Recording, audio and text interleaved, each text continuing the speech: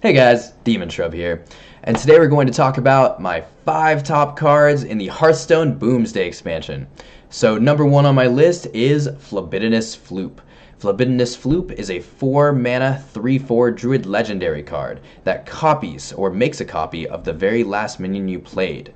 So this is going to be extremely strong in decks that either want Malygos to be played the turn before to get another copy of Malygos thrown out, and then maybe a Faceless Manipulator on top of that to add for more spell damage, or even in the new Mech Cthulhu decks that are coming out, to just make another copy of your Mecha Cthulhu, and then just kill it with a Starfall in order to completely obliterate your opponent.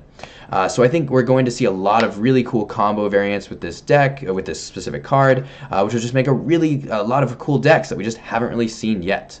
The second card on my list is Glow-tron.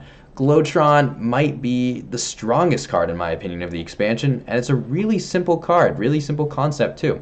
It's a 1-cost 1/3 Paladin card with Magnetic. So 1-cost 1/3s have always just been really strong in Hearthstone. Even Dire Mole is played right now a ton, and Dire Mole is just what you consider vanilla cost 1/3, just right there.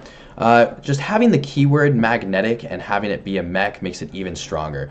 So magnetic, like we've talked about in the other videos, is kind of like a fusion card. If 2 mechs are placed right next to each other and the one with magnetic is placed on the left of the card, it makes them fuse together for extra effects. So the fact that this 1-cost Paladin card has magnetic on it means you can get out a really strong 1-cost, this 1-cost, on turn 1, then play a really strong card on turn 2 that's just a mech that even causes them to fuse together, and then just keep building up pressure for that aggressive mech Paladin tech. I in fact think this is going to be the first deck that I play the expansion just because of how awesome this card is.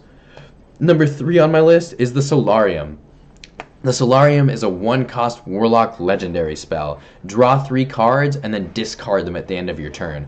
Wow, this card is extremely strong. So there's 2 things that I always talk about that you want to do in your Hearthstone games to win Hearthstone games.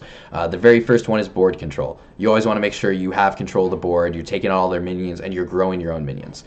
The second one is card control. You want to have a lot of cards in your hand and more than your opponent. That means you can do more things in the game. Being able to draw 3 cards in a turn, 4 if you consider your Warlock hero power, which is life tap, draw a card.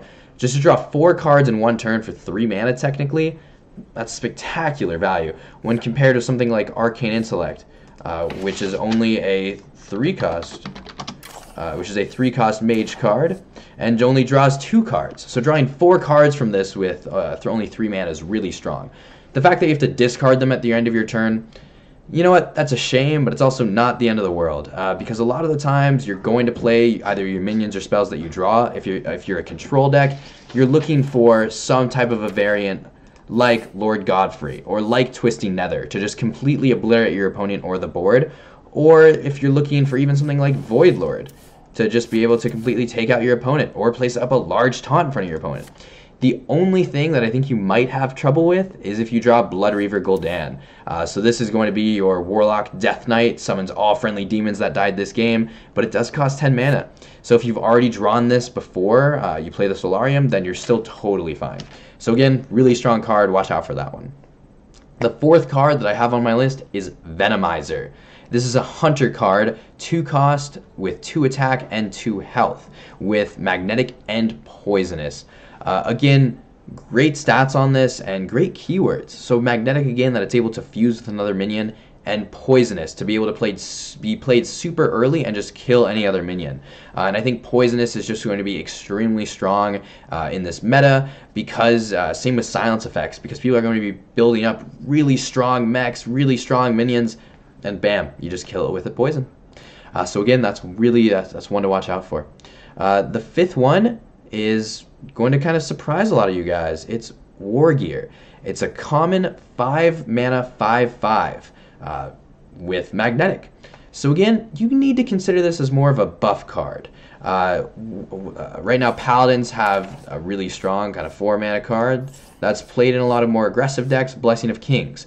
The only difference with this card is it's a magnetic, meaning you get a minion with it as well. And it can just fuse with any other mechs. It's a huge advantage, and it's for every class. That's why I'm putting it at again, on my top 5 list, even though it is rated at number 5. I want it on there just because of how strong its potential really is.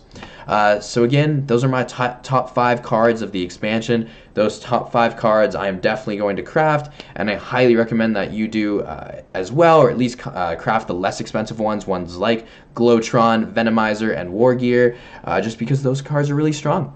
So again, this is Demonshrub. If you liked this video, please feel free to like, comment, and subscribe. And with that, Demonshrub out.